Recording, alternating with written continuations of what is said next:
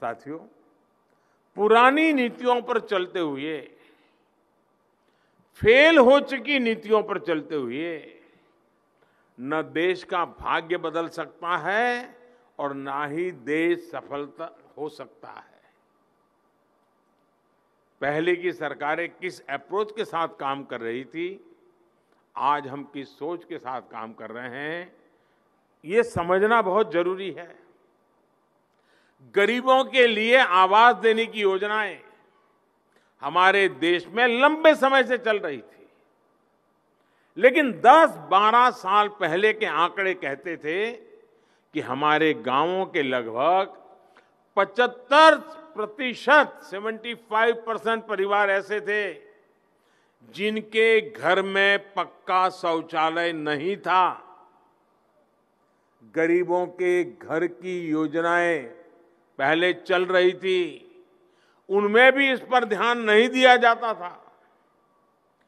घर सिर्फ सिर ढकने की छत नहीं होती है, जगह भर नहीं होती है।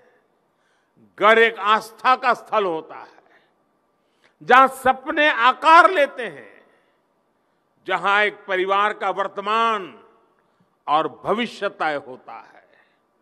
इसलिए 2014 के बाद हमने गरीबों के घर को सिर्फ एक पक्की छत तक सीमित नहीं रखा, बल्कि हमने घर को गरीबी से लड़ाई का एक ठोस आधार बनाया, गरीब के सशक्तिकरण का, उसकी गरिमा का माध्यम बनाया।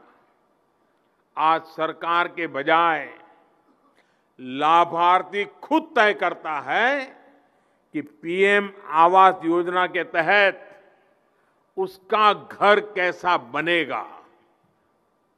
ये दिल्ली से तय नहीं होता है, गांधीनगर से तय नहीं होता है, खुद तय करता है।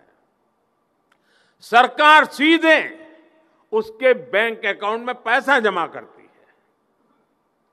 घर बन रहा है, ये प्रमाणित करने के लिए हम अलग अलग स्टेज पर घर की जियो टैगिंग करते हैं।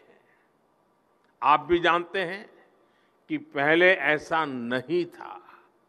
लाभार्थी तक पहुंचने से पहले घर का पैसा भ्रष्टाचार की भेंट चढ़ जाता था। जो घर बनते थे वो रहने लायक नहीं होते थे।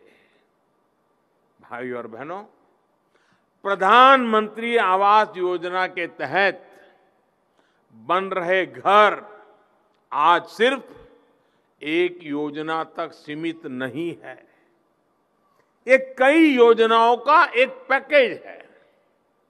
इसमें स्वच्छ भारत अभियान के तहत बना शौचालय है, इसमें सौभाग्य योजना के तहत बिजली कनेक्शन मिलता है, इसमें उज्ज्वला योजना के तहत मुफ्त एलपीजी कनेक्शन गैस का मिलता है, इसमें जल जीवन अभियान के तहत नल से जल मिलता है।